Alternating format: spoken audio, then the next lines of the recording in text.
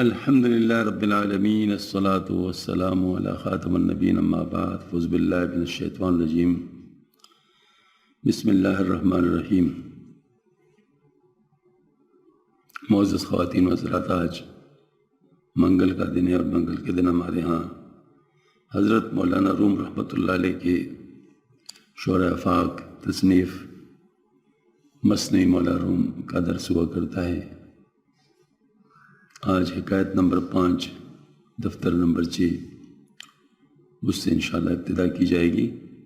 حکایت غلام ہندو کہ بخواجہ زادہ خود پنہا حوض داشت، چون دختر را بمہتر زادہ عقد کردن غلام رنجور شد، بی گداخت کس علت اوران ندانست، او زہرہ گفتان نداشت واتب باز مولاجہ او فرمامند، چون خواجہ دریافت بحکمت معالجہ کرد۔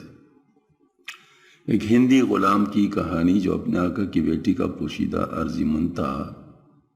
جب لڑکی کو کسی رئیس زادہ کے ساتھ بیاہ دیا گیا تو غلام بیمار ہو کر گلنے لگا، کسی کو اس کا مرض معلوم نہ ہوگا اور وہ خود بیان کرنے کی جرت نہیں کر سکتا تھا، اور طبیب اس کے علاج سے آ گیا۔ جب آقا کو معلوم ہے تو اس نے ایک حکمت عملی سے اس کا علاج کر دیا۔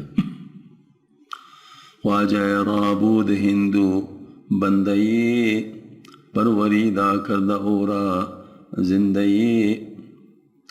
ایک آقا ایک ہندی غلام تھا جس کو پرورش کر کے زندہ کر دیا۔ جب خریدا ہوگا مریل سا ہوگا، پھر آ کے تربیت و پرورش سے اس میں جان پڑ گئی۔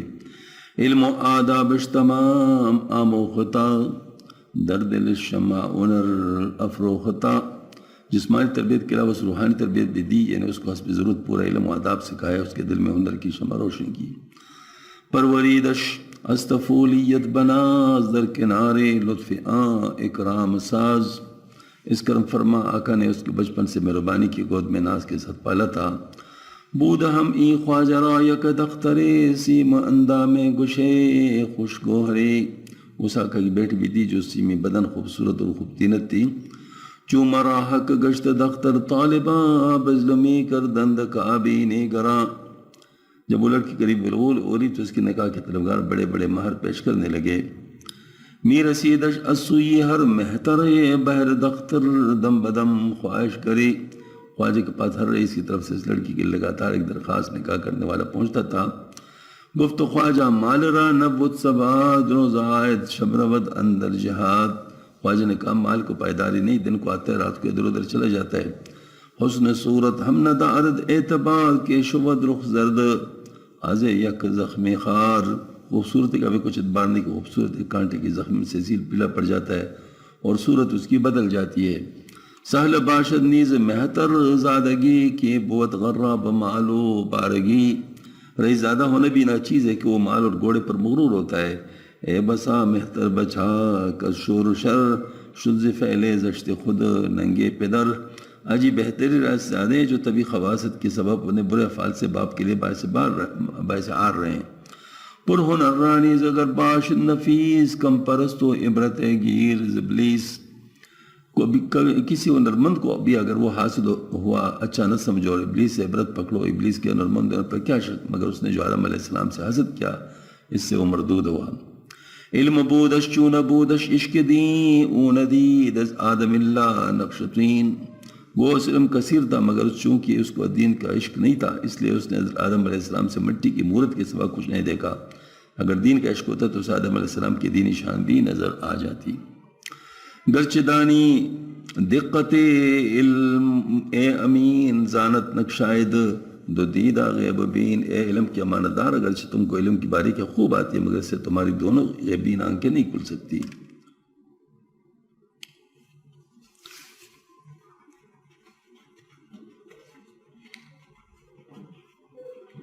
او نبیز غیر دستار رویش از مغرف پرسدز بیش و کمیش۔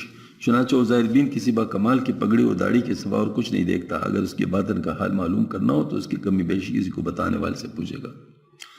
عارفاتو از معرف فارغی خود ہمیں بینی کی نور بازغی۔ مگر عارف تم بتانے والے سے بے نیاز ہو، تم خود احوال باطن دیکھ لیتے ہو کیونکہ تم نور درخشاں ہو۔ کار تقوی دار دو دین و صلاح کہ ازو باشد بدو عالم فلاح، غرض پرہیزگاری اور دینداری و نیکوکاری ہی کارآمد ہے کہ اس سے دونوں جہاں میں سرخروئی حاصل ہوتی ہے۔ کردہ یک داماد صالح اختیار کہ بولو فخر و ہما خیل و تبار، یہ سوچ کر اس نے ایک نیکوکار داماد اختیار کیا جو تمام کنبے و خاندان کے لیے باعث فخر تھا۔ پس زنا گفتن درامال اور مال نیست، محتری وہ حسن استقبال نیست، اگر کی عورتوں نے کہا اس کے پاس مال نہیں، سرداری کے سامان وجاز بے نیازی نہیں۔ ان زنا کی گھر کی عورتیں مراد ہیں کیونکہ ان کے یہ کلام مشورہ کے انداز میں جو گھر کی عورتوں سے متوقع ہے، اس لیے خواجہ علی شعر میں اس کا مناسب جواب دے رہے ہیں۔ اگر یہ غیر عورتوں کا قول ہوتا تو اس کا پرایہ تنزیہ ہوتا جس کا جواب اور طرح ہوتا ہے۔ عنوان میں کہا تھا مہتر زادہ عقد کردن، یہاں عورتیں کہتے مہتری نیس، یہ تعارض یوں رفع ہو سکے وہ خاندان کا رئیس زادہ ہوگا جس کے لحاظ سے عنوان کی عبارت صحیح ہے، اور اس عقد کے وقت اس کا فقر و احتیاج کی حالت ہوگی جیسے کہ عموماً صالحین کی ہوتی ہے۔ اس اعتبار سے عورتوں کا فعل بھی برمحل تھا، اس لیے ہم ترجمہ میں کے سامان کا لفظ بڑھا دیا۔ گفت آہا تاب زہدن دو دین بیزر و گنج صبر روئی زمین، خواجہ نے عورتوں کو جواب دے دی یہ چیزیں زہد و دین سے دوم درجہ پر ہیں۔ پہلے زہد و دین ہی مقصود ہونا چاہیے، وہ شخص جس میں زہد و دین ہو دولت کے بغیر بھی روئی زمین پہ خزانہ ہے۔ چون بجد تزویج دختر گشت فاش، دست پیمان و نشانی و قماش، جب پختہ کی لڑکی کے نکاح کی منظوری مانگنے کی اشیاء و نشانی پر چھت کے دیے جانے کی خبر مشہور ہو گئی، پس غلام خواجہ کندر خانہ بود گشت بیمار و ضعیف و زارزود، تو خواجہ کا غلام جو گھری میں رہتا تھا اس لیے اس کی خبر کی تصدیق آسان تھی، فوراً بیمار و کمزور اور بدحال ہو گیا۔ ہم چو بیمار و دقی او بی قداخت علت اورات بیم کم شناخت، وہ طبیعت کی بیمار کی طرح روز بروز گلتا جا رہا تو اس کے مرض کو کوئی طبیب پہچان نہیں سکا۔ عقل میں گفتے کہ رنجش از دلست، داروی تندر غم دل باطلست، وہ عقل کہہ رہی تھی کہ اس کا مرض دل سے متعلق اور بدن کی دوا دل کے غم میں فضول ہے، مگر یہ راز نہ کھلتا تھا کہ اس کو غم کس بات کا ہے۔ آنکھ غلامک دم نزد از حال خویش گرچہ می آمد ورا درسی نریش، اس بیچارہ غلام نے بھی اپنے حال کے متعلق دم نہیں مارا اگرچہ اس کے سینے میں زخم لگ رہا تھا۔ گفت خاتون را شبے شوہر کے تو باز پرشش در خلا از حال او، ایک شب بیوی کو اس کے خامن خواجہ نے کہا کہ تم تنہائی میں اس کا حال پوچھو۔ تو بجائے مادری اور آبود کو غم خود پیش تو پیدا کند، تم اس کے لیے ماں کی جگہ ہو شاید کہ وہ اپنا غم تم پر ظاہر کرے۔ چونکہ خاتون کرد در گوش این کلام، روز دیگر رفت نزدیک غلام، جب بیوی نے بات سنی تو اگلے دن غلام کے پاس گئی۔ پس سر شاشا نمی کرد آستی، بعد و صد مہر و دلال و دوستی، بس وہ بے نہایت مہربانی و نظبرداری محبت سے اس کے سر میں شانہ کرنے لگی۔ آچنا کہ مادران مہربان نرم کردشت آدر آمد در بیان، جس طرح کہ مہربان مائیں اپنے بچوں کے سر میں شانہ کیا کرتی ہے، عرض کو نرم کر ہی لیا حتیٰ کہ وہ راز کی بات کہنے پہ آ گیا کہ مرا امید استو این بود کہ دہی دختر ببیگانہ انود، ان کے مجھ کو تم سے امید نہیں کہ دختر ایک سرکش اجنبی کو دے دو گی۔ خواجہ زادہ ما خستہ جگر حیف نبت کور ود جائے دیگر، ہمارے تو آقا بیٹی اور ہم اس کے محمد میں خستہ جگر ہو تو کیا حیف کی بات نہیں کہ ہم کو چھوڑ کر دوسری جگہ جائے۔ خواستہ خاتو ز خشم کامدش کشن گدوز بام زیر انداز بیوی نے وار غصے کہ جو اس کی بات سن کر چاہ کہ اس کو خوب پیٹے، اسے مال سے نیچے گرا دے۔ کو کے باشد ہندوی مادر غرے کے تماد عرد بخواجہ دختر کی، ہندو غلام مادر بخطا کون ہوتا ہے جو آقا کی دختر کی عوض کرتا ہے۔ گفت صبر اولا بود خود را گرفت، گفت با خواجہ کے بشنو ایشو گفت، پھر دل میں کہا کہ صبر اچھا ہوتا ہے اور اپنے آپ کو ضبط کیا، اور کسی وقت خواجہ سے کہا کہ لو یہ عجیب بات اور سنو۔ ای چونی گر رائے کے خائن بود ما گمان برد کی ہستو معتمد، ایسا کمین غلام خائن ہے، ہم کوئی گمان تک بھروسے کی قابل ہے۔ حال خود را ای چونی گفتو مرا خواستم گز خشم بخشم مرورا، اس نے اپنا حال مجھ سے یوں کہا کہ میرے جی میں تو آئے کہ اس کو مار ڈالوں۔ مطلب یہ ہے کہ چونکہ مائیں ہوتی ہے، اور دوسری بات یہ ہے کہ خواجہ صاحب تو اپنے طور پہ تھے نا، تو سارے لوگ تو خواجہ صاحب کی طرح نہیں تھے، تو اس وجہ سے مطلب جو ہے نا ان کو تو غصہ آ گیا، لیکن بہرحال خواجہ صاحب جو تھے وہ ماشاءاللہ صحیح مطلب سوچ والے تھے، لہٰذا آپ دیکھتے ہیں کہ خواجہ صاحب کیا کرتے۔ اس میں کوئی تشریح والی بات ہے نہیں کیونکہ قصہ ہے اور سامنے آ رہا ہے کہ جو کچھ ہو رہا ہے البتہ اس کے نتیجہ جو ہے وہ ذرا تھوڑا سا دیکھیں گے کہ اس نتیجے میں کیا آتا ہے، اس پہ شاید حضرت بحث بھی کریں گے۔ تو ابھی صبر فرمودن خواجہ مادر دختر را کہ غلام رازجر مکن کی من اورا بے زجر بتدبیر ازیں تب اماز آرم۔ خواجہ کا لڑکی کی ماں کو صبر کی ہدایت کرنے کہ غلام کا سرزنش نہ کرو، کیونکہ میں اس کو سرزنش کے بغیر ایک تدبیر کے ساتھ استمبا سے روک دوں گا۔ گفت خواجہ صبر کن با او بگو کہ ازو ببری مبدہی مشبتو۔ خواجہ نے بیوی سے کہا صبر کو، اس کو کہہ دو کہ ہم لڑکی کی منگنی اس اجنبی سے فسخ کرا دیں گے اور اسے تجھے دے دیں گے۔ تا مگر این از دلش بیرو کنم، پس تماشا کن کے دفعش چھو کنم، تاکہ شاید اس خیال کہ اس کے دل سے نکال دو، پر تماشا دے کر اس کو کس طرح اس حوث سے ہٹاتا ہوں۔ تو دلش خوش گن بگو میدہ درست کی حقیقت دختر ما جفت تست۔ تم اس کا دل خوش کر دو کہ ٹھیک سمجھ، سچ مچ ہماری لڑکی تیری بیوی ہے۔ ما ندانستی اے خوش مشتر چو دنا دانستی متو اولا تری مشتری۔ ما ندانستی میں اے خوش مشتری، یہاں پر یہ رہ گیا ہے، ما ندانستی میں اے خوش مشتری چونکہ دانستی متو اولا تری۔ اے چخردار ہم کو تمہارا ارادہ معلوم نہیں تھا، اب جو معلوم ہو گیا تو زیادہ مستحق ہے۔ آتشی ما ہم دری قانونی ما لیل آنی ما و تو مجنونی ما۔ ہماری آگ اور ہمارے چولہے میں رہے، اور کیا چاہیے، لیلا بھی ہماری اور مجنون بھی ہمارا۔ تا خیال و فکر خوش برویز ند فکر شیری مرورا فربا کو ند، تاکہ خوشگوار خیال فکر اس پر چھا جائے اور لذیذ فکر اسے فربا کر دے۔ جانور فربا شود لے گز الف، آدمی فرباز عزت تو شرف۔ جانور بھی فربا ہوتا ہے لیکن گاز سے، آدمی عزت و بزرگی سے فربا ہوتا ہے۔ آدمی فربا شود از راہ گوش، جانور فربا شود از حلق و نوش۔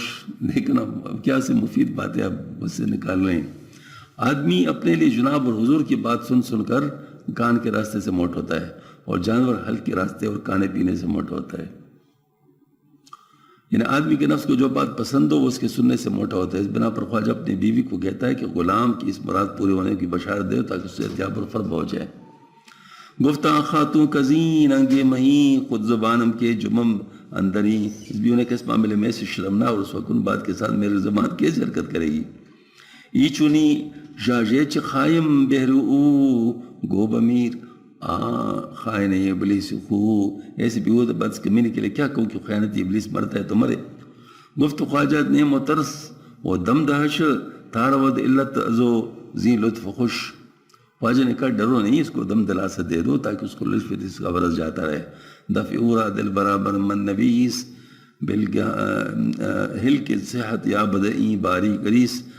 پیاری تم اس کا دفعہ میرے ذمہ لکھ لو، اس کو اتنے بولت دو کہ خیالی پلاؤ پکانے والے سے اتیاب ہو جائے۔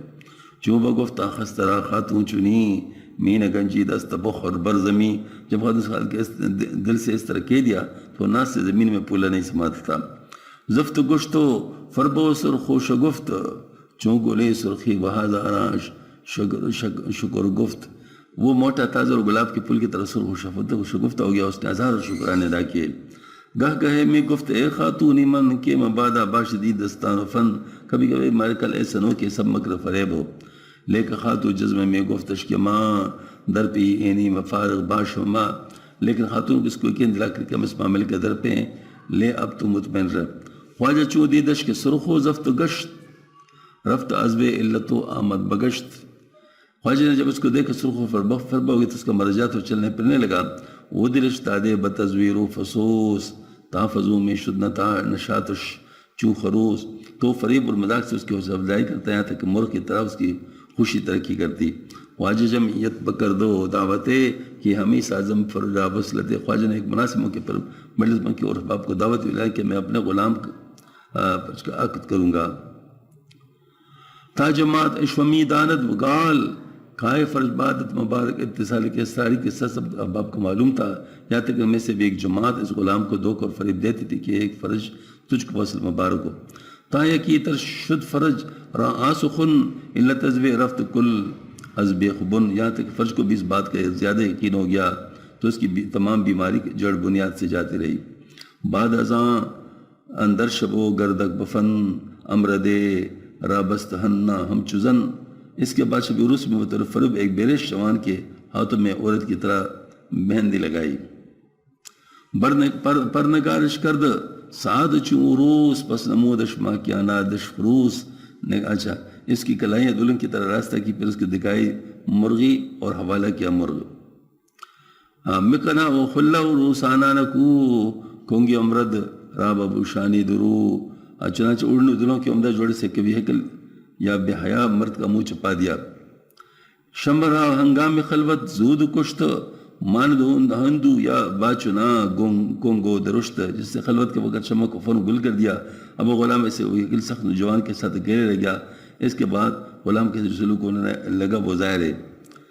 ہندو کو فریاد می کر دو فغاں از برون اشنید کس دف زنا. بیچارہ غلام فریاد زاری کرتا مگر باہر دف بجانے والوں کی شور کی وجہ سے کوئی نہیں سنتا تھا. اگر کوئی سن بھی لیتا تو اس کی دادرسی کب کرنے کیونکہ کارروائی دانستہ کرائی گئی تھی. ضرب دف و کف و مرد نارائے مرد زن کرد پناہ نارازن. دف اور تالی کے بجنے اور مرد و زن کے غل نے اس فریادی کے نعرے کو چھپا دیا. تابروز یہاں ہندوک رامی فشارد چوب ود درپیش انبار آرد. غرض وہ مشتنڈا دن چڑھے تک بیچارہ غلام کو رگڑتا رہا. بس وہی کیفیت تھی جیسے کتے کے آگے آٹے کی بورے ہو. روز آورند تاسو بوغ و زفت رسم داماد فرج حمام رفت. اچھا دن کو تشت اور برو بخش لائے گیا اور وہ غلام فرج نام داماد کے دستور سے حمام میں گیا. رفت در حمام و رنجوری جہاں کون دریدہ ہم چو دلک دونیان. وہ حمام میں گیا بحال کی نیم مردہ اور بنگیوں کے کدڑے کی طرح کون دریدہ تھا. آمدس حمام در گردک فسوس پیشی او بنشست دختر چو عروس. صبح کو عروس نما مرد اچھا امرت تو اپنی راہ لگا. اب خواجہ کی لڑکی رات کو کی بناوٹی عروس کے لباس میں غلام کے پاس آ بیٹھی. بیوقوف غلام یہ سمجھتا کہ وہی عروس اس کے ساتھ خلوت میں پڑا پڑتا. اور چونکہ اب غلام کی تفتیش حال سے راز فاش ہونے کا اندیشہ تھا اس لیے مادرش جا نشستہ پاسباں کی مبادہ کو کندرت امتحان. اس لڑکی کے ماں بطور پاسبان وہاں بیٹی کے مبادہ دن میں امتحان کرنے لگے. اچھا ساعت دروے نظر کردز اناد آگہاں باہر دو دستش و بداد. اس غلام نے کس مجید تھوڑی دیر تک اس لڑکی کو اناد کی نظر سے تکا پھر اس کو دونوں ہاتھوں سے پرکھ کر دیا. ان کو غلام اس لڑکی کو عوض میں امرت سے بدسلوکی سے نہ اس قصے کا مقصود ہے مگر اس قصے کی جان یہی ہے کہ یہاں یہی غلام جو لڑکی پر سو جان سے نثار تھا اب اس کو ٹکرا رہا ہے. اور یہ خواجہ کی تدبیر کا مقصود تھا کہ عاشق کو معشوقہ سے متنفر کر دے. ایک شرح میں لکھا ہے کہ صبح کو عروسی میں مصنوعی دلہن آ کر بیٹھی جو رات کو اس کے ساتھ خلوت میں تھی. اس تقدیر پر کئی نقصان تھے. اگر دروے نظر کردہ مستاق مصنوعی دلہن ہوتی تو راز فاش ہو جاتا کیونکہ دروے کے لفظ مقابلہ بروے کے غور و توجہ دیر چہرہ کا مفہوم شامل ہے. خواجہ کی تدبیر کا کمال اسی میں کہ غلام اب دختر ہی کو دو ہاتھوں سے پرے کرے. اگر مصنوعی دلہن کو دختر سمجھ کر پرے کرے تو اس میں وہ لطف نہیں اگرچہ مقصود حاصل ہو. اچھا گفت کسرا خود مبادہ اتصال باچتونا خوشوروسی بدفعال. اور کہنے لگے تجھ جیسے بری اور بدکار دلہن کے ساتھ کسی کو وصلی میسر نہ ہو. روز رویت ہم چو خاتونی خطن شب امودت ہم چو شاخی کرگدن. دن کو تیرا چہرہ خطن کی خاتون کا سائے رات کو تیرا گینڈے کے سانگ کے سائے. روز رویت ہم چو خاتون تتر کیر زشت شب بتر از کیر خر. دن کو تیرا چہرہ تاتار کی خاتون ہے رات کو تیرا اعلیٰ سے بدتر ہے. یعنی مطلب یہ ہے کہ اس کو تو بڑی تکلیف ہوئی لیکن یہ ہے کہ وہ جو مسئلہ تھا وہ حل ہو گیا کہ اس نے خود ہی انکار کر دیا. مطلب ظاہر ہے وہ تو اب اس سے مفید مضامین انشاءاللہ جو ہے نا وہ شروع ہوں گے.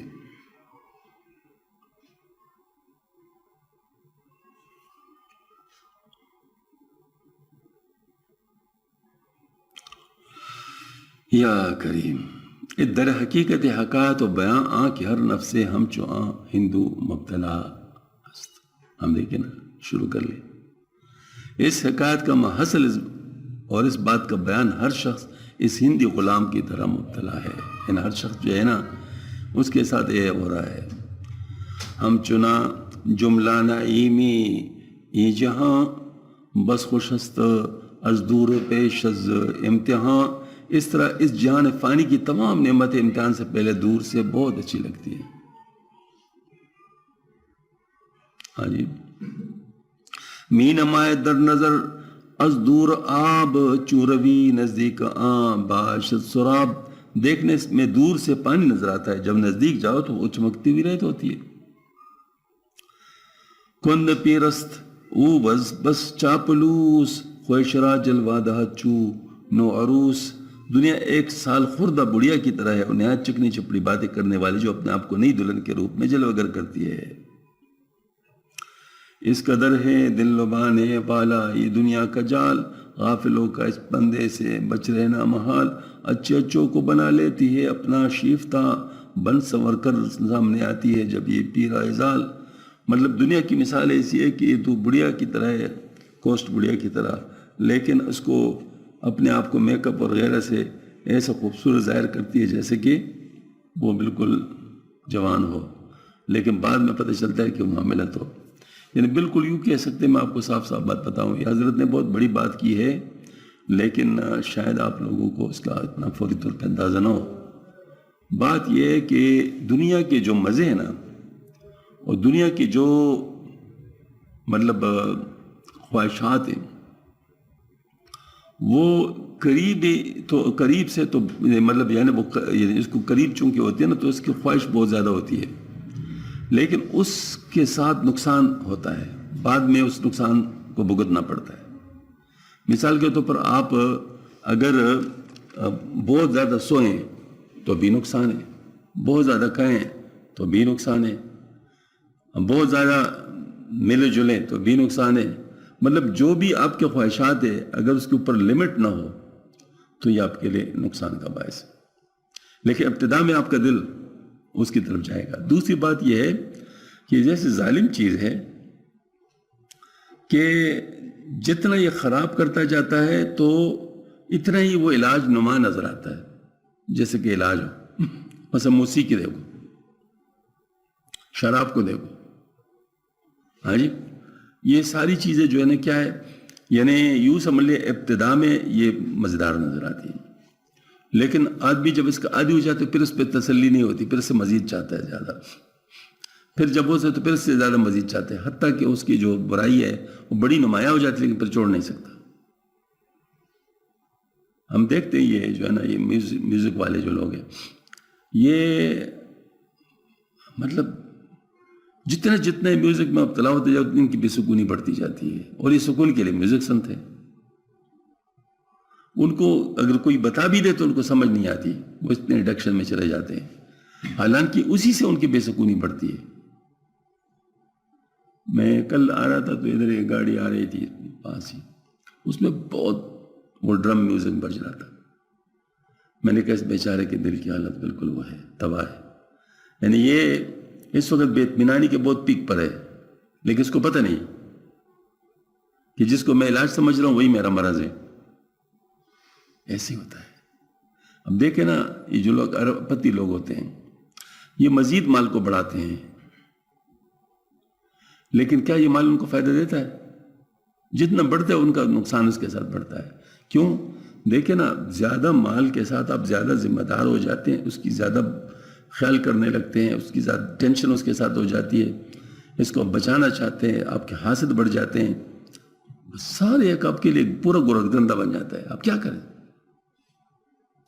اب میں آپ کو بتاؤں، آپ کے پاس پیسہ نہیں ہے بالکل، لیکن جس چیز کی آپ کو ضرورت ہے وہ اللہ تعالیٰ آپ کو دے رہا ہے اسی وقت.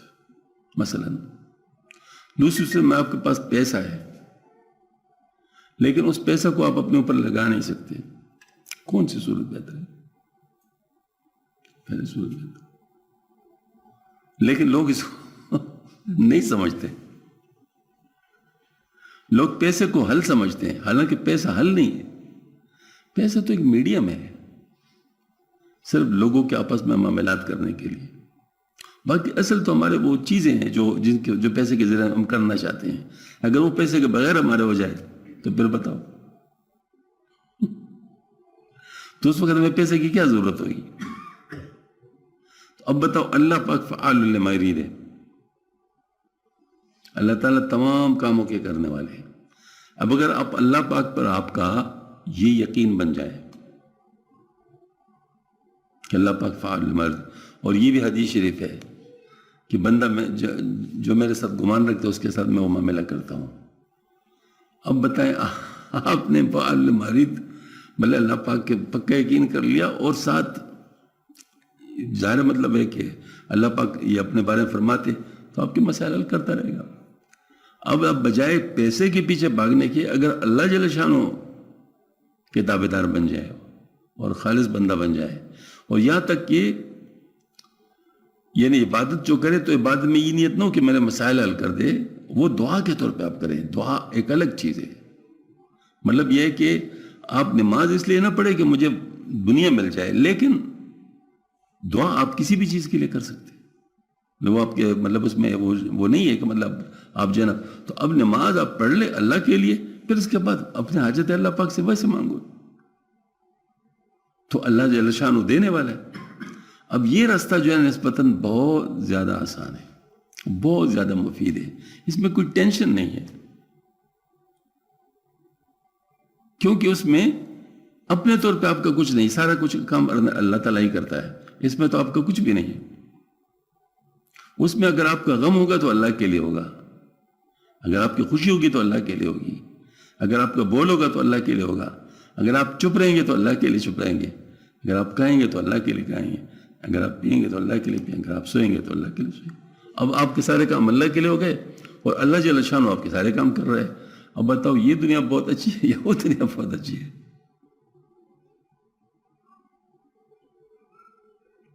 یہ مطلب بڑی عجیب بات ہے، یہ بات سمجھ میں نہیں آتی، لیکن یہ بات ہے ہی ایسی ہے، ایسے ہی ہے۔ اللہ تعالیٰ ہم سب کو اس پر یقین نصیب فرمائے۔ ہی مشو مغرور آن گلگون اش نوش نیشا لودیو رام چش، خبردار اس عجوزہ یعنی اس بوڑھیا کی اس گلگونہ سے دھوکہ نہ کھانا، اس کے زہریلے شہد کو نہ چکنا۔ نہ تان یفتی چون فرج اندر حرج، صبر کن کہ الصبر مفتاح الفرج، تاکہ تو اس غلام کے فرج نام کی طرح تنگی میں نہ پڑ جائے، بلکہ عجوزہ کی صورت پرستی اور اس نوش نیش آمیز سے چکنے سے صبر کر، کیونکہ صبر فراخی کی کنجی ہے۔ آشکارا دان پنہا دام او خوش نمایت زی اولت انعام او، اس کا دانہ ظاہر ہے اور جال پوشیدہ ہے، اس لیے شروع میں تجھ کو اس کا دانہ کی صورت میں نعمت بخشنا پسند آتا ہے، یعنی وہ جو پہلے جو اس کی وہ ہوتے ہیں نا، مطلب وہ آپ کو اس کو پسند آتا ہے۔ میں نے لوگوں کو دیکھا ہے، مطلب ویسے آپ لوگوں نے بھی دیکھا ہو، ظاہر ہو تو یہ کوئی چھپی بات تو نہیں ہے کہ لوگ بہت کوشش کرتے ہیں کسی چیز تک پہنچنے کے لیے، کوئی ہائی پوسٹ تک یا کوئی زیادہ، لیکن اگر بعد میں آپ اس کو زندگی کو دیکھ اور آپ اس سے پوچھیں جب اس کو یہ حاصل ہو جائے تو پھر دیکھو کہ کیا حال ہے اس کا، کیا اس سے خوش؟ ہاں جی، وہ صرف یوں کہہ سکتے اپنے ایک جھوٹے خول کے اندر بس اپنے آپ کو خوش دکھا رہا ہوتا ہے، لیکن اگر اندر دیکھو تو اندر ایک بے اطمینانی ہوتی ہے۔ ہاں جی، مثلا آپ دیکھو یہ جو وزیر اعظم ہوتے ہیں یا صدر ہوتے ہیں یا وزراء ہوتے ہیں، کیا یہ آزاد پھر سکتے ہیں؟ کیا یہ آزاد کھا سکتے ہیں؟ کیا یہ آرام سے سو سکتے ہیں؟ کیا یہ چیزیں چھپی ہوئی ہیں؟ چھپی ہوئی تو نہیں، سب کو پتہ ہے۔ اب دیکھیں ایک شخص ہے جو آزاد ہے، جہاں بھی جانا چاہے چلا جاتا ہے، ہاں جی، اور دوسرا شخص ہے وہ آزاد نہیں ہے، وہ یہ بات ہے کہ ہر وقت اس کو ڈر ہے کہ پتہ نہیں یہاں میرے لیے کوئی مسئلہ نہ ہو، میں کھانا کھاؤں پتہ نہیں اس کے اندر زہر نہ ملا ہو، ہاں جی، پہلے ڈاکٹر کہے گا پھر آپ کو کہیں گے، ہاں جی، پھر پہلے جو ہے مطلب ہے کہ وہ کتے مطلب ساری چیزوں کو پھر آپ کریں گے، ابھی کتنا مطلب جال ہے. ہاں جی، یہ پیغام محبت میں یہ دنیا جال ہے، اس میں ہے نا، اسی میں ہے نا.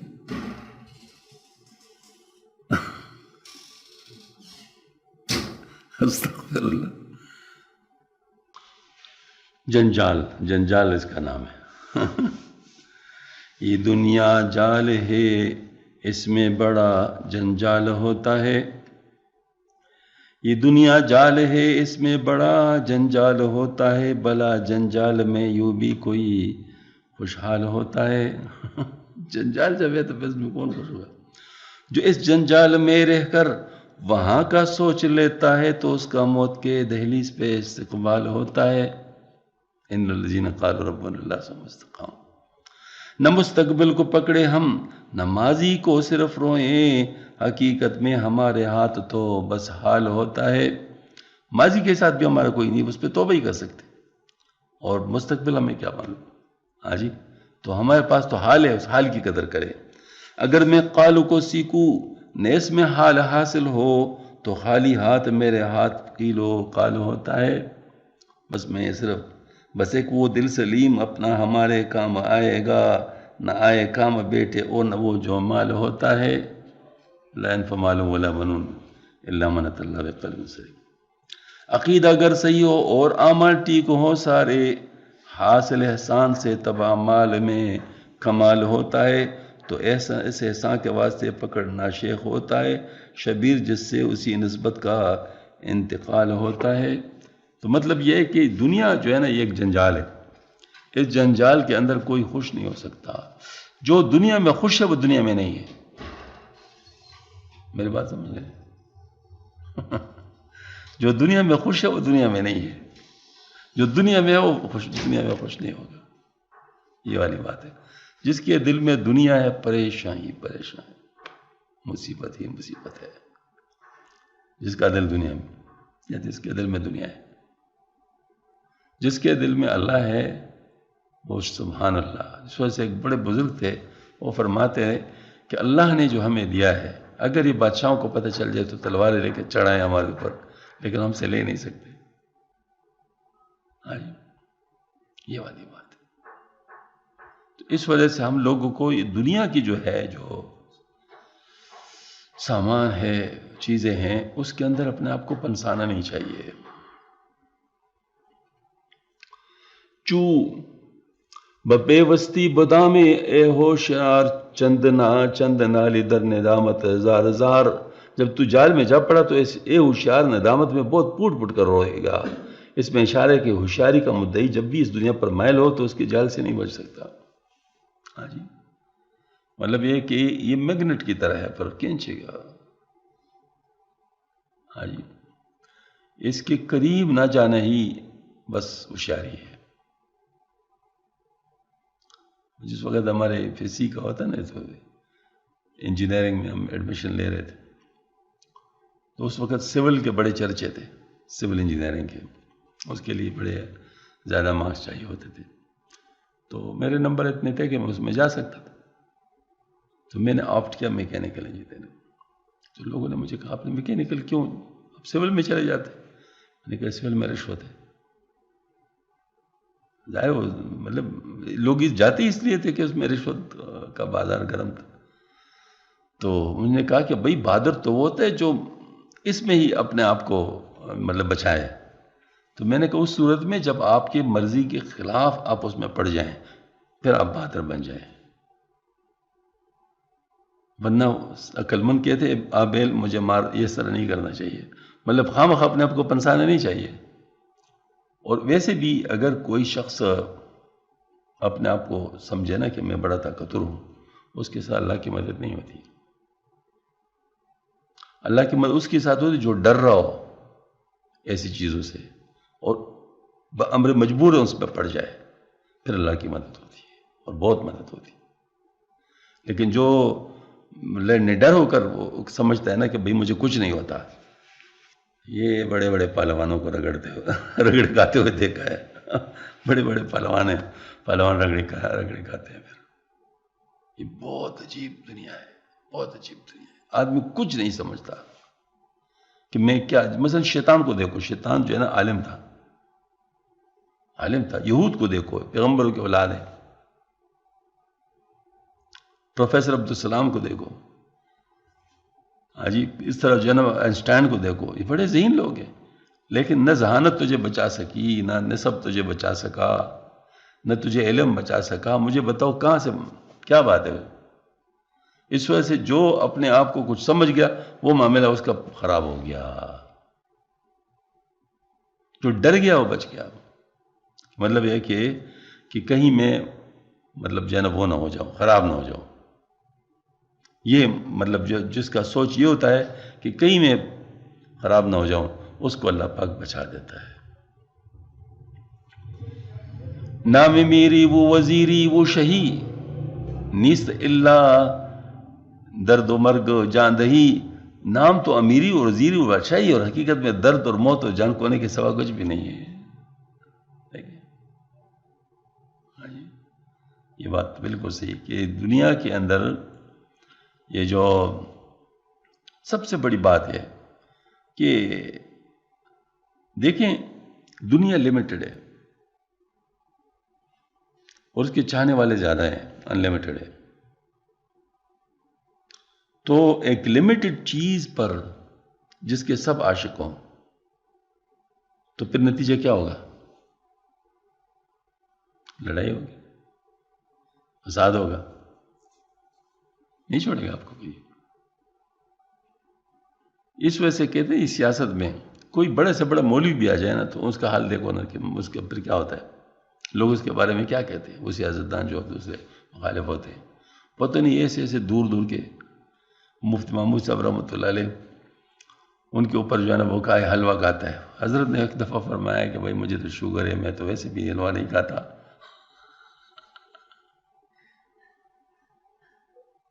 میں تو ایسے بھی حلوہ نہیں کھاتا. لیکن لوگوں نے کیا کیا ڈرامے بنائے تھے. تو ظاہر کرتے پھر ان کا کام ہی ہے. اب ابھی نہیں کرتے. یہ پھر ہوتا ہے جو اس میں آتا ہے ان کے ساتھ یہ چیزیں ہوتی ہیں. اس کی وجہ یہ کہ دنیا لمیٹڈ ہے.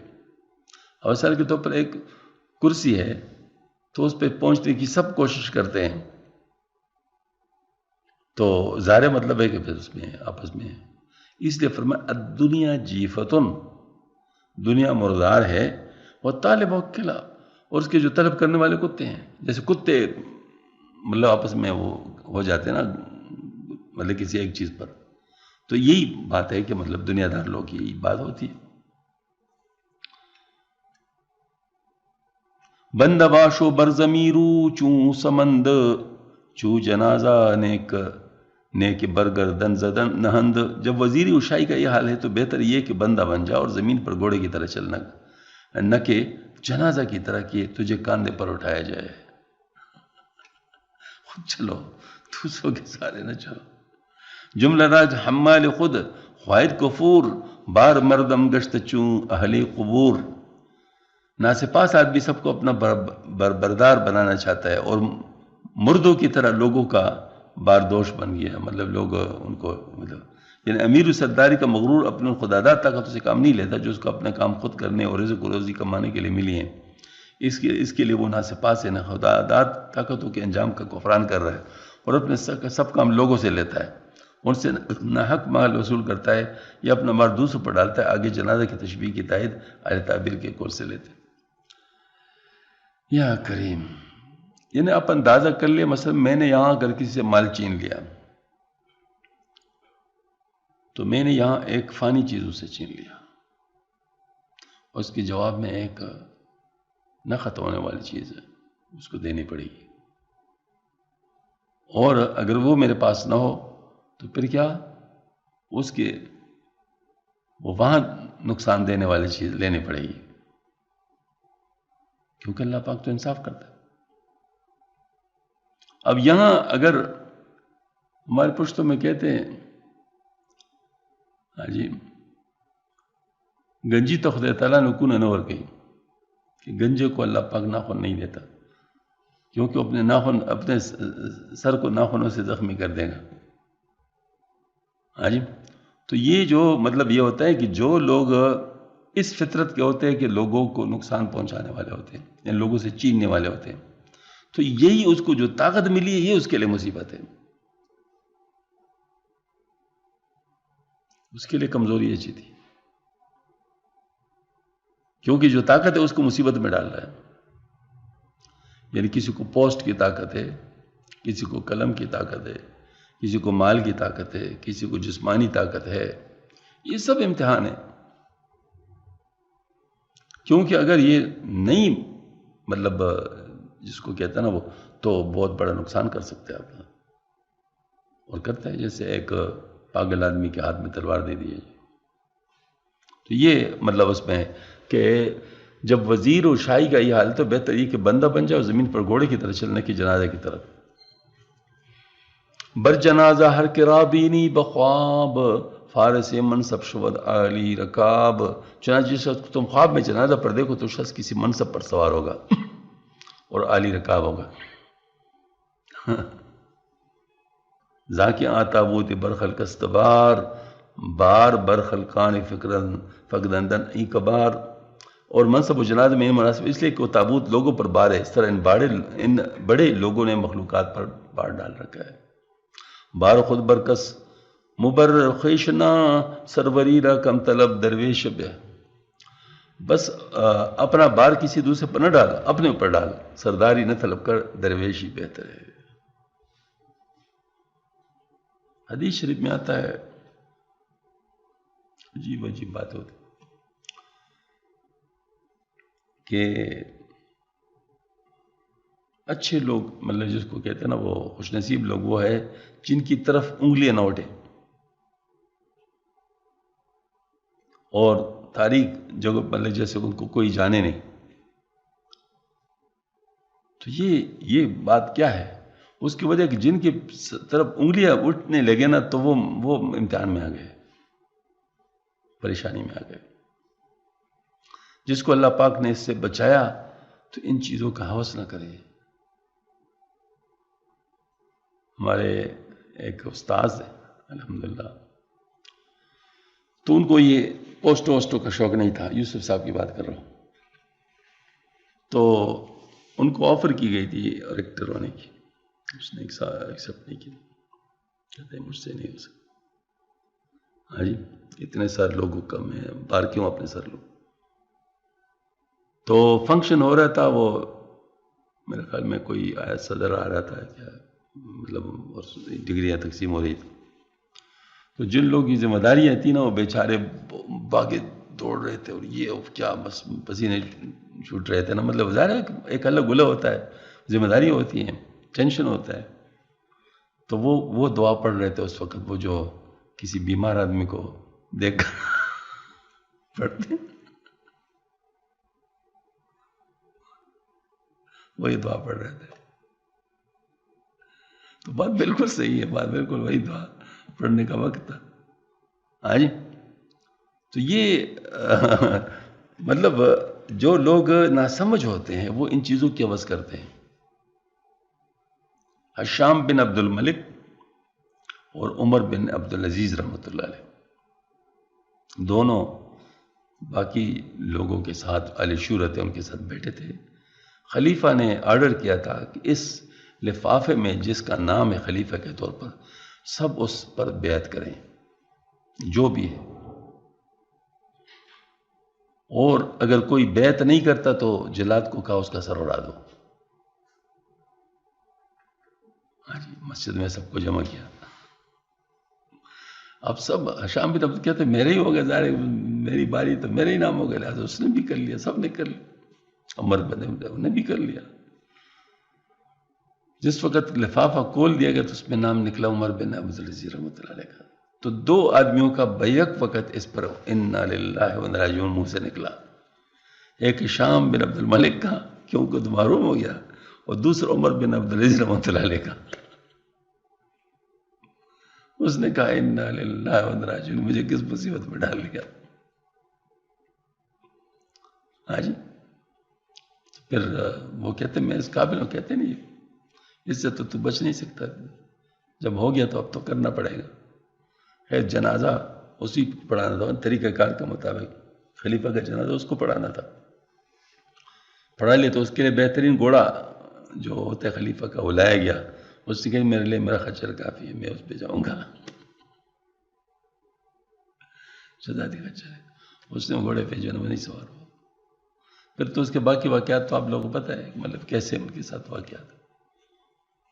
اس کو زہر دیا گیا تھا نا، زہر دیا گیا تھا. تو کسی نے کہا جس کا علاج کا، اس نے کہا اگر کانوں کو ہاتھ لگانے سے بھی میں بچ سکتا ہوں تو میں یہ بھی نہیں کروں گا.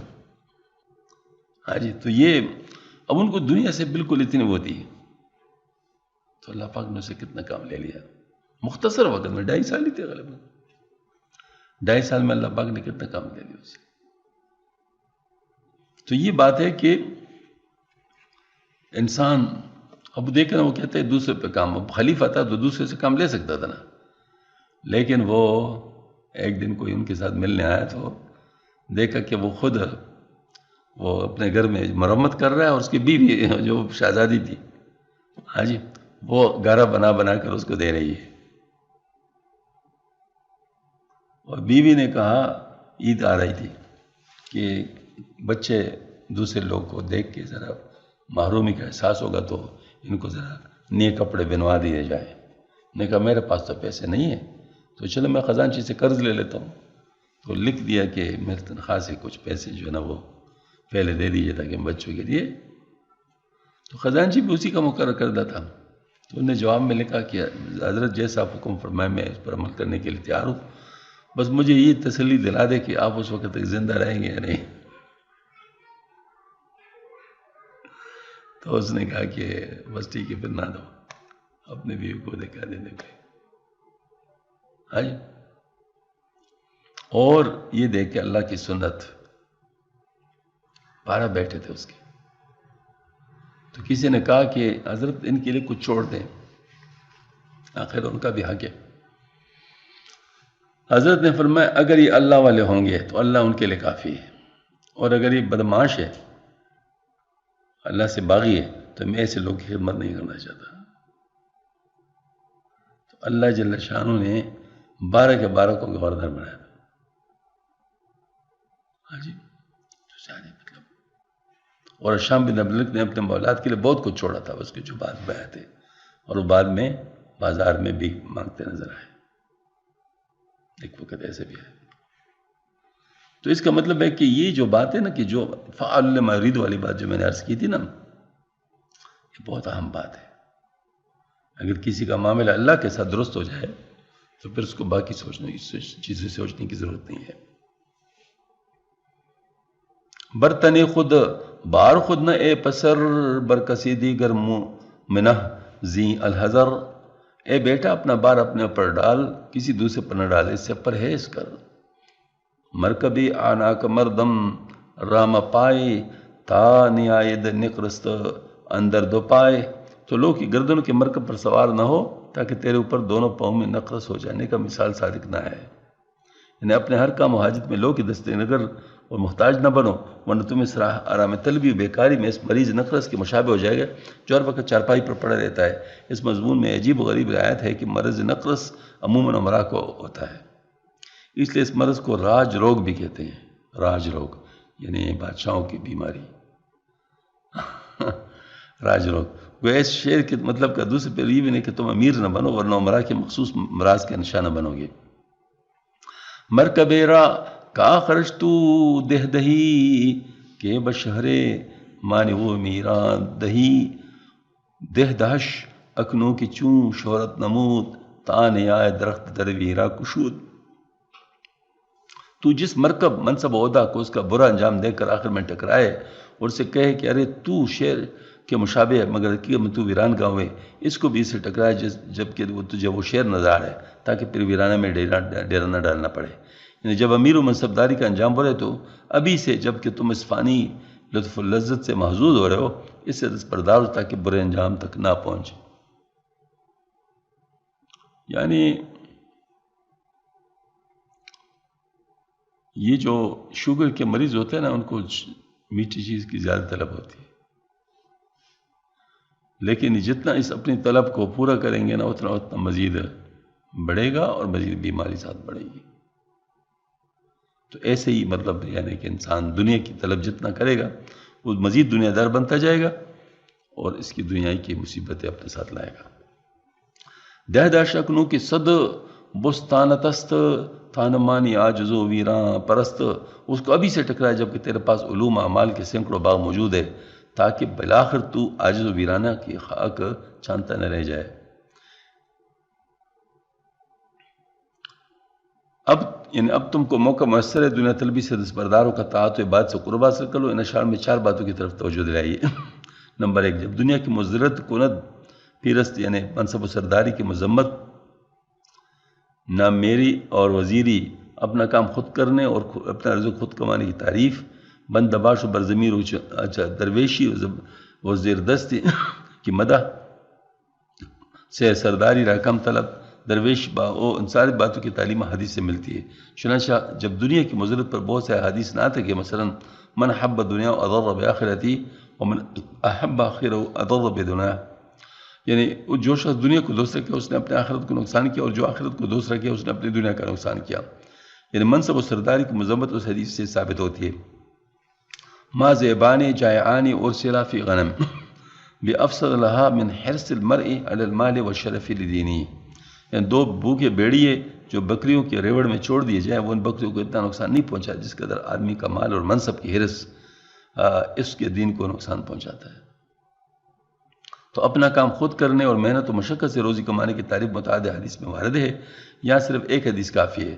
ما کل احد وطعاما قط خیر من ان یاکل من عمل یدیہ وان نبی اللہ داؤد علیہ السلام کان یاکل من عمل یدیہ، یعنی کسی نے اس طعام سے بہتر نہیں کھایا جو اپنے ہاتھ کی محنت سے کمایا ہو، اور اللہ کے نبی داؤد علیہ السلام اپنے ہاتھوں کی محنت سے کھاتے تھے۔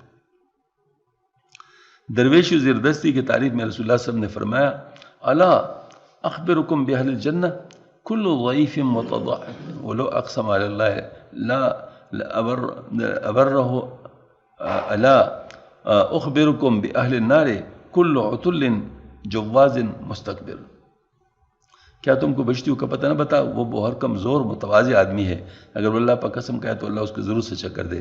کیا میں تم کو دوزخ کا پتہ نہ بتاؤں، وہ ہر بد کلام بخیل و متکبر آدمی ہے۔ یعنی یہاں تک مراتب و مناسب کی مذمت اس بنا پر ہے کہ اس سے ناحق لوگوں پر بار پڑتا ہے، اور ناحق بار ڈالنا مذموم ہے، لیکن منصب و حکومت میں لوگوں پر بار ڈالنا تو اس لحاظ سے بھی مذموم ہے کہ وہ جبر و ظلم کا مترادف ہے، بخلاف اس کے اگر کوئی عام آدمی اپنا مرتبہ شخص پر نرمی و خوشامد سے کوئی بار ڈالے جس کو سوال التماس کرنے کہتے ہیں، ہرچند کہ اس میں کوئی جبر تشدد اور ظلم متعدی نہیں، مگر بار ڈالنے پر مشتمل ہونے کی وجہ سے یہ بے اچھا نہیں۔ یہ بھی ویسے واقعی سوال کرنا جو ہے یا اشراف نفس۔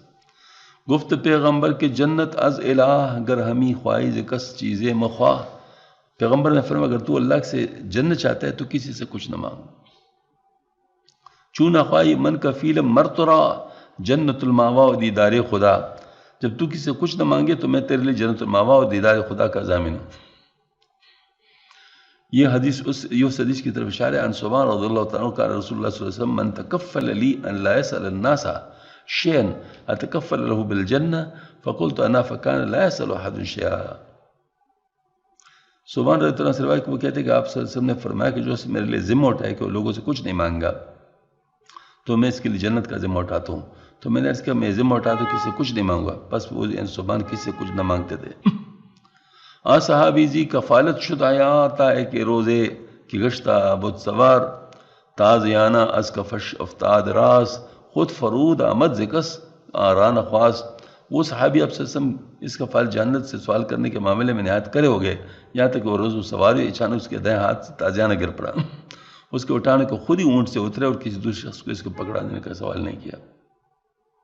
ان اوپر کی حدیث سے ثابت ہے کہ وہ صحابی جن سے رسول اللہ نے خطاب فرمایا تھا ثوبان رضی اللہ عنہ، شرح بنو لکھے وہ حضرت معاذ بن جبل تھے، کل میں نے اس کے حاشیے پر لکھا کہ حضرت ابو ذر غفار رضی اللہ عنہ تھے، ایک اور شرح کے حاشیے پر لکھا وہ انس رضی اللہ عنہ تھے۔ ممکن ہے کہ رسول اللہ صلی اللہ علیہ وسلم نے خطاب وقت میں ان سے ہر صحابی کے ساتھ فرمایا ہو، اس لیے روایت کے ساری اسناد درست ہوں، اور مولانا نے اس روایت کو اس صحابی کے اسناد سے اخذ کیا جس کے ساتھ تازیانہ کا واقعہ مخصوص ہے۔ کہ از دادش نیائد ہیچ بود داند او بے خواہش خود می دہد، یعنی مانگنا تو اس موتی برحق سے چاہیے جس کے دینے سے کوئی خرابی لازم نہیں تھی، اور وہ اپنے بندے اور کی حاجت بھی جانتا بھی ہے، بلکہ بلا طلب دیتا ہے، تو پھر مانگنے پر کیوں نہیں دے گا؟ یعنی جب بندہ بندے سے سوال کرتا ہے تو اس میں کئی خرابی لازم آتی ہے. ایک تو یہ شخص دوسرے پر بار ڈالتا ہے، دوسرے اپنے محتاجی کا راز فاش کرتا ہے، تیسرے سوال کی ذلت گوارا کرتا ہے، چوتھے اس سے مخاطب کو بار محسوس ہوتا ہے، پانچ اگر انہوں نے تو سوال کی ذلت اٹھانی پڑتی ہے، چھٹے کچھ دے دے تو ایسا مندی کی آر برداشت کرنی پڑتی ہے وغیرہ ذالک. لیکن حق تعالیٰ سے مانگنے میں اس کے دینے میں کوئی بھی خرابی نہیں، لہذا ہر چیز خدا سے مانگنی چاہیے. رسول اللہ صلی اللہ علیہ وسلم نے فرمایا لیسأل احدکم ربہ حاجتہ کلھا حتی یسأل شسع نعلہ اذا انقطع، یعنی تم میں سے ہر شخص اپنی تمام حاجت اپنے پروردگار سے مانگے، یہاں تک کہ اس کے نال کا تسمہ اگر ٹوٹ جائے تو اسی سے مانگے. بلکہ اللہ تعالیٰ سے مانگنا دراصل عبارت ہے الدعاء والعبادہ. اللہ تعالیٰ کی دعا پسند نے فرمایا صلی اللہ من فضلی فإن اللہ يحب ان يسأل، یعنی اللہ تعالیٰ سے اس کے فضل کا سوال، کیونکہ اللہ پاک اس پسند کرتے کہ اس سے سوال کیا جائے. ہاں مخلوق سے سوال کرنے اور مانگنے کی بات صورت مستثنیٰ ہے. چنانچہ فرماتے ہیں ورب امر خود بخواہی آرواس چنا خواہش طریقے انبیاس، اور تم اللہ تعالیٰ کے حکم کے ماتا مخلوق سے کچھ مانگو تو وہ جائز ہے، اور ایسے مانگنا انبیاء علیہ السلام کا طریقہ ہے. یعنی مال مانگنے کے لیے امر حق کی مثال خذ من اموالہم صدقہ، اے پیغمبر ان کے مال کی زکوٰۃ لے لیا کرو. خیر مال کی مثال قل لا اسألکم علیہ اجرا الا المودۃ فی القربى، اے پیغمبر کہو کہ میں تم سے تبلیغ پر کوئی مزدوری تو مانگتا نہیں مگر رشتے ناطے کی محبت تو قائم رکھو. جب سفر میں کسی کے ساتھ پانی نہ ہو جس کو وضو کر سکے اور اس کے رفیق کے پاس پانی ہو تو وضو کے لیے سے پانی مانگنے کا حکم ہے. ان کان مع رفیق ماء فعلیہ ان یصلح، اگر اس کے رفیق کے ساتھ پانی تو اس سے مانگنا واجب ہے، یعنی بغیر مطلب تیمم نہیں کر سکتا. اور چونکہ نماز بر وقت ادا کرنا اللہ تعالیٰ کی طرف سے معمول بھی ہے، لہٰذا اس کے تمام ذرائع بھی جس میں طلب ماں بھی ہے بمنزلہ معمول بھی ہو گئے. اگر اس قسم کے سوال میں شبہ کے سے بھی دوسرے پر باہر ڈالنے کی خرابی لازم آتی ہے، اس کے جواب یہ بدنمانت چو اشارت کر دوست کفر ایمان شد چو کفر از بہر اوست. جب ایسا سوال کرنے کا محبوب حقیقی نے اشارہ کیا تو خرابی نہیں رہی، جب کفر اس کے حکم کی تعمیل کے لیے تو کفر بھی ایمان ہو گیا. آدم علیہ السلام کو سجدہ کرنے کا حکم تھا نا، تو ظاہر اس وقت سجدہ کرنا کیا تھا؟ عین اطاعت تھا نا، عین اطاعت. ظاہر ہے اگر اللہ پاک کے حکم سے ہے تو پھر تو اشارے کے لفظ میں لطیف اشارہ کہ جس امر میں بنظر اجتہاد اور جواز اباحت کا اشارہ معلوم اس میں کوئی مفسدہ نہیں، اور جب ایسے امر میں مفسدہ نہیں پھر جس امر میں بطور عبارت اور نص اذن متحقق کو اس میں مفسدہ کا احتمال کیوں کرو سکتا ہے؟ کلیدی مسئلے میں لکھا ہے کہ کفر سے مراد یا تو وہ کلمہ ہے جس کو سامع کفر سمجھتا ہے اور واقع میں کفر نہیں، جیسے بعض اسرار غامضہ جن کے اظہار کی ضرورت ہے کسی تربیت کے لیے، اور باہریوں کی ایمان ہے کہ تربیت معمول بھی ہے، باقی بلا ضرورت اس کا اظہار فتنہ ہے. اور یا مراد وہ کلمہ ہے کہ واقعہ میں کلمہ کفر ہے مگر اکراہ میں اس کا تلفظ معذون فی وغیر واجب، تو بحری او کے معنی سبب اباحت، اور بعض اوقات کلمات موہم کفر جب کہ مقدر ہوں کسی واجب کا واجب بھی ہو جاتا ہے، جیسے کعب اشرف یہودی کا قتل بامر نبوی جب واجب تھا، اس وقت صحابی کو بعض ایسے کلمات موہمہ کا استعمال کرنا پڑا جو ذریعہ بنا کعب کے استعمال اعتماد و بفکر کا جس کی ضرورت تھی تحصیل مقصود قتل میں. یعنی آپ صلی اللہ علیہ وسلم نے خود ہی فرما دیا تھا نا کہ کون ہے جو میری مدد کرے اس میں، تو غالباً 2 یا 3 صحابہ تھے جو آگے آئے کہ ہم یہ کام کر سکتے ہیں، لیکن ہمیں کچھ نہ گفتنی باتیں کرنی پڑے گی اس کے لیے، یعنی کوئی پلان کرنا پڑے گا، کوئی ایسی باتیں کرنی پڑے گی جس سے وہ داؤ میں آ جائے. تو آپ سب نے اجازت دے دی، تو پھر وہ چلے گئے اور ان کے ان سے ملے، ان سے کہا کہ آپ جیسے سخی کے پاس ہم آئیں کیونکہ ہمارا دوست جو ہے نا ہمیں تنگ کر رہا ہے اور ہم سے مال مانگ رہا ہے، تو ہمارے پاس مال کہاں ہے کہ اس کو دیں، تو آپ ہمیں کچھ دے دیتا ہے کہ اس کو دے دیں. تو اس نے کہا اگر تم اپنے گھر کی عورتوں کو میرے ساتھ رہن رکھوا دو تو پھر میں دے سکتا ہوں. تے تو بڑے خبیث نا. ہاں جی. تو ان نے چال چلی، انہوں نے کہا کہ یہ تو ہمارے ظاہر اس کے رسم کے خلاف ہے، یہ تو ہو نہیں سکتا. ہاں ہم اپنے اسلحہ کو آپ کے ساتھ رہن رکھ سکتے ہیں، جو کہ بذات خود بھی ایک کمزوری کی بات ہے لیکن ہم اس کو برداشت کر لیں گے. تو پھر وہ داؤ میں آ گیا. تو پھر وہ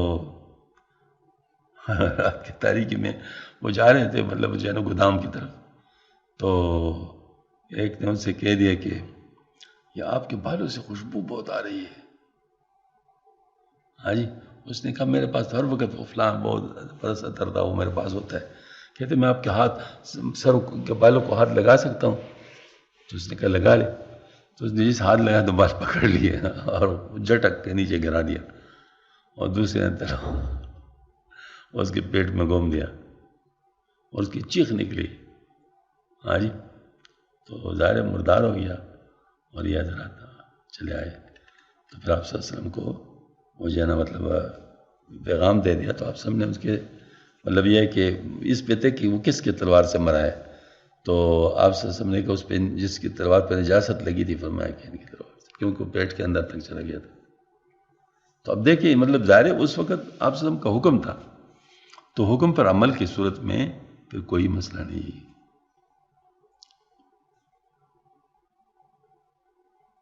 یہ میرے خیال میں پورا نہیں ہوگا.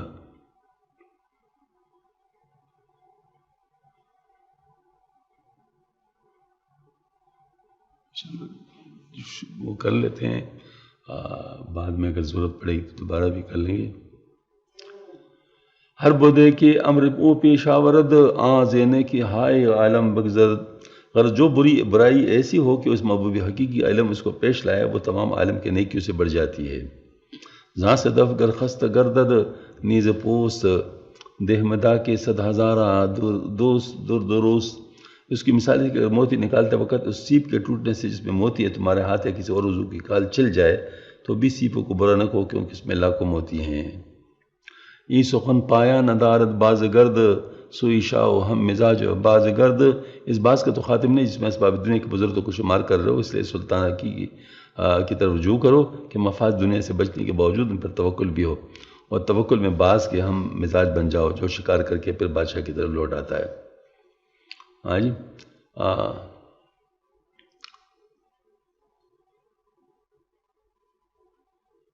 بازرو درکان چو زر دہ دہی تارہ داستانے تو از دہ دہی.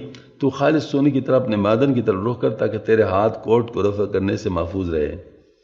یعنی اپنی تمام ترسئی کو اللہ تعالیٰ کی طرف منسوب کر جو اقبال عباد کا خالق ہے تاکہ پھر ان خطرات اور اساوس کو دفع کرنے کی زخم نہ اٹھانے پڑے جو عدم توکل پر پیش آتے ہیں اور پھر رسوخ کے بعد ان کا ازالہ مشکل ہوتا ہے. دزدرا چوں قطع تلخی میں رہد زو کی دزدی راچوزن دہ میں دہد. چور پر جب اپنی چوری کے سامنے ہاتھ قطع ہونے کی تلخی ظاہر ہوتی ہے تو پھر وہ چوری کی لذت کو عورت کی طرح دل سے دفع کرتا ہے. یعنی چور اگر چور سے پہلے اس کے برے انجام کو سوچ لیتا اس برے کام سے بچتا تو بہتر تھا. اب جو ہاتھ کٹوا کر عبرت ہوئی تو کیا خاک عبرت ہوئی. عورت کے ساتھ تشبیہ یا تو میداد کے فائل کو دی کم حوصلگی میں کہ وہ عورتوں کی طرح اب بے بسی میں فضول ہاتھ چلا رہا ہے یا یہ تشبیہ دوست کو دیے کہ مورد نفرت ہونے میں یعنی جس طرح غلام نے اس مصنوعی عورت سے نفرت کی تھی جس کا وصل اس کے لیے باعث زحمت ہوا ثابت ہوا اس طرح چور اپنے چوری کے خیال پر نفرت کر رہا ہے. دیدے دادا از دست خزین دہ بدادن زین بریدہ دستبین. تم نے اس شخص کا چوری کے خیال کو قطعیت سے پہلے دفع کرنا تو دیکھا ہوگا جو چور کو چوری کو چھوڑنے پر غمگین ہے مگر اس کٹے ہوئے ہاتھ والے کا اس خیال کو دفع کرنا بھی دیکھو کہ کیسے بے وقت اور بے سود ہے. یعنی جو نقصان ہونا تھا وہ ہو گیا پھر اس کے بعد پر افسوس کیا ہے. وہ کیا جب کیا افسوس کیا کہ جب چڑیا چگ گئی کیا اس طرح اب پچھتا ہے کیا ہوت جب چڑیا چگ گئی کیا تھا. ہم چنی قلاب خونی لوند وقت تلخی ایش رامی راہ دہ میں دہند. اس طرح قلب ساز اور خونی اور بدماش کا حال ہے کہ وہ اپنے انتجامال کی تلخی محسوس کرنے کے وقت عیش کو دھکے دیتا ہے چولہا سے. یعنی یہ لوگ آخر میں جزر کو دیکھ کر اپنے افعال کو نفرین کرتے ہیں. بوجھا عاقل ہونے کے پہلے بھی تو اس کو سمجھتے تھے اور بچنے کی تدبیر کر سکتے اور قدرت سے کام لے سکتے تھے. میں آپ کو ایک واقعہ سناتا ہوں. یہ میرے ساتھ ہوا ہے مطلب میرے سامنے ہوا ہے. مکہ مکرمہ میں یہ ہوتے ہیں نا مطلب بعض لوگ یہ کرتے ہیں یہ سبیل تو اس پہ بعض لوگ لڑتے ہیں مطلب جینا جپٹی ہوتی ہے تو میں اپنے ساتھیوں کو بتاتا ہوں کہ خبردار ایسی چیزوں کے پیچھے نہیں جانا، کیونکہ اس سے عزت نفس کو نقصان ہوتا ہے۔ تو اللہ پاک نے دیے ہمیں بہت کچھ دیا، تبھی تو یہاں پہنچایا ہے، ورنہ غریب آدمی پہ تو حج فرض نہیں ہوتا۔ تو اگر اللہ پاک نے آپ کو دے دیا تو پھر کیوں مطلب مسکینوں کی طرح ان کے اوپر اچھل کے جو نا مطلب وہ کرتے ہو۔ خیر کوئی عورت تھی جو مطلب پتہ نہیں کون سے ملک کی تھی عرب تھے، لیکن پتہ نہیں مصر کی تھی کہاں کی تھی، تو وہ بھی چینہ چپٹی کر کے جو نا مطلب شاید کچھ کیا ہوگا اس نے، کچھ چیزیں جمع کی ہوئی تھی، تو پولیس والے آ گئے تھے تو اس کو گرفتار کر لیا، اس کو لے جا رہے تھے۔ تو ان نے بڑی منت کی کہ آئندہ نہیں کروں گی، کہ اس نے نہیں مانا، وہ لے جا رہے تھے اس کو، شاید کچھ زیادہ ہی گڑبڑ کیا ہوگا تو ان کو لے جا رہے تھے۔ تو اس پر جو ہے نا وہ مطلب جب تھوڑے سے آگے گئی تو وہ چیزیں جو تو انہوں نے غصے سے زمین پر پھینک کی کہ مطلب اس کی وجہ سے میں پھنس گئی ہوں۔ تو یہ بالکل وہی بات ہے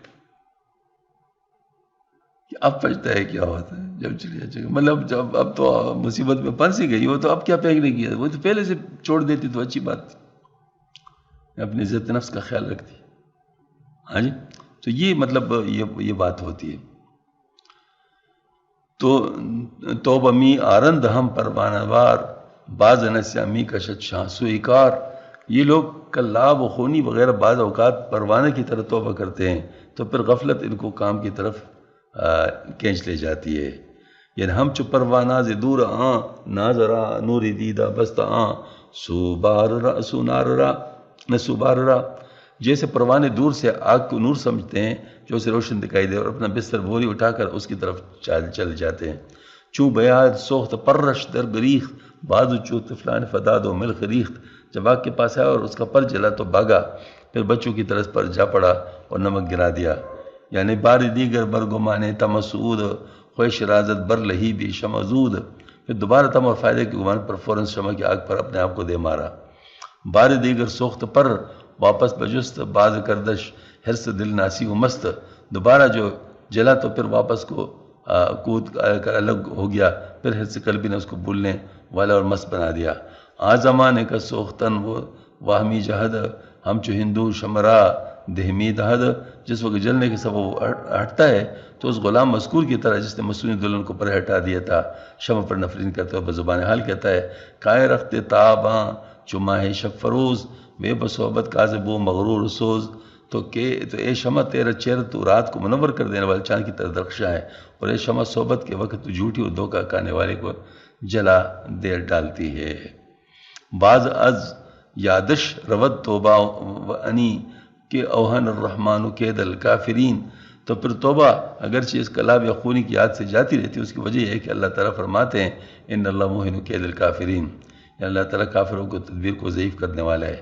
یعنی شعر میں روایت وزر کے لیے آیت کے معنی لیے گئے، یعنی اللہ تعالیٰ نے کفار کے ان تدابیر کو جو مسلمانوں کے خلاف عمل میں لا رہے تھے خاک میں ملا دیا، حالانکہ وہ لوگ بڑے طاقتور مشیار اور مدبر تھے، جس ثابت ہوا کہ بندے کی قدرت مغلوب ہے تو اور حق تعالیٰ کی قدرت غالب۔ اس طرح مرتکبین جرائم بھی جب طرح کے جرائم کا ارادہ کرنے کے باوجود جرائم کو مرتکب ہوتے رہتے ہیں، تو اس سے ظاہر ہے کہ قدرت حق کا غیبیات ان کو کشا اس طرف لے جاتے ہیں، ان کے ارادوں کس کی کوئی پیشی نہیں جاتی۔ یعنی آیت کے اراد سے مقصود قدرت حق کا غلبہ دکھانا ہے، نہیں کہ کلاب خونی کو کافرین کے زمرہ میں شامل کرنا، کیونکہ ممکن ہے وہ مسلمان ہو جو ارتکاب کبیرہ کے سبب سے مستوجب عذاب ہوئے ہوں۔ مقصد یہ ہے کہ ہمیں وقت پر ہی سوچنا چاہیے، وقت پر ہی سوچنا چاہیے کہ کس چیز کا کیا انجام ہے، کس چیز کا کیا نقصان ہے، بعد میں رونے سے کیا فائدہ۔ ہاں جی، بلکہ ہمارے بزرگ تو فرماتے ہیں کہ دیکھو یہاں پر آنسو بھی بہا دو نا تو جہنم کی آگ کو بجھا سکتے ہو، وہاں خون کے آنسو رو گے پھر بھی جہنم کی آگ نہیں، ایک شعلہ بھی ختم نہیں ہوگا۔ یہاں پر انسان روتا ہے، اللہ کے سامنے گڑ گڑاتا ہے تو اللہ پاک اس کو معاف کرتا ہے، اور وہ جو سزائیں ہیں وہ سارے معاف ہو جاتی ہیں۔ لیکن وہاں پر اگر کوئی روئے گا بھی، گڑ گڑائے گا بھی، پھر اس کا کوئی فائدہ نہیں ہوگا۔ اللہ پاک ہم سب کی حفاظت فرما دے۔ وآخر دعوانا الحمد للہ رب العالمین۔